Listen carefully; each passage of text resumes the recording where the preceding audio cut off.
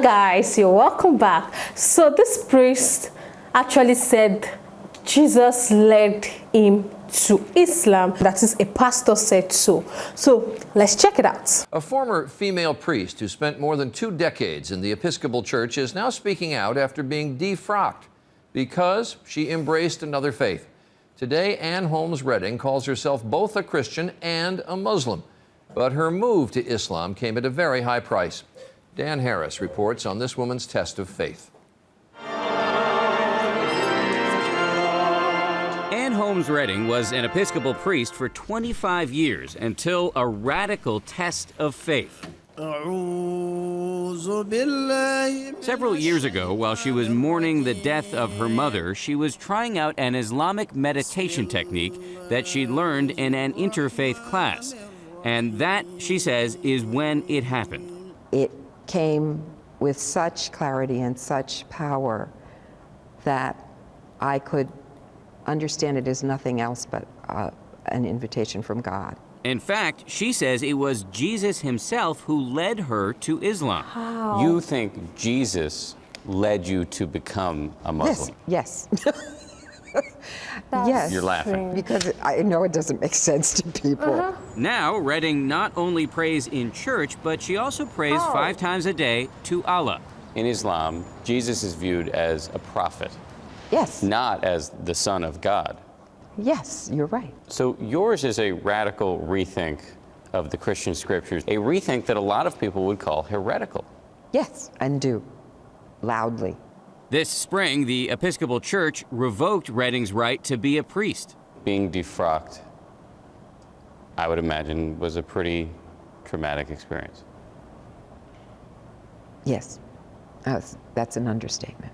To imagine not being involved intimately in the lives of believing people, helping them understand their relationship and calling, baptizing babies. It's a big loss. It's a huge loss. Redding admits she still struggles to explain her transformation even to herself. I am the one who's going to have to answer for this. I'm the one who's going to have to answer for what I've done with my life. And do you feel confident about that moment? It's in the best of hands. Dan Harris, ABC News, New York. Well, I think I need to, go and look for the full video. Like, I need to watch it to the full. Like, I need to really watch the full video of this because I need to watch the full video. How did Jesus lead her to Islam? She didn't explain that part because I was expecting her to answer that question. I'm not saying that, yes, it's weird. You telling people it's weird. It sounds strange. It sounds, I don't know, but how? I was expecting her to just give short reason why Jesus led her to Islam.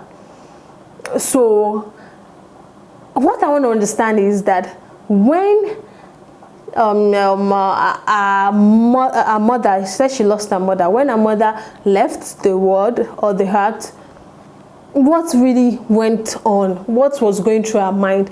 How was she able to pray? Like, you can't tell me that you can't. I don't understand. As a pastor, no, as a Christian priest for that matter, how is it possible for you to start praying like a Muslim? There's something not really adding up over there, guys, because you can't tell me that she does not know about Islam before that incident happened, or she has not heard about Islam, because for her to actually pray and, say from there, she was reading Bible one time ago and Jesus led her to Islam. So what particular verse or what was in the Bible that actually led her to Christ, like to Islam? Sorry, what did Jesus Christ know? I don't know. I don't know if you guys are getting me. She has to tell us, because this is strange. And when she was saying that baptizing people is lost, that it doesn't really make sense. Like, God, I don't know. I don't want to go deep into this whole matter, but my own concern is what, maybe because it's a news, you know, they just interviewed her shortly or briefly, but even though with the interview, she should have given us the reason why, you know, Jesus led her to Islam. I'm so curious about that particular part, and I think I'm going to search on I hope I get the full version of the video per se, but regardless, it's all cool. This was really nice watching. Don't forget to smash that subscribe button, guys. For more, like, share, comment. I'll see you in the next one. Bye.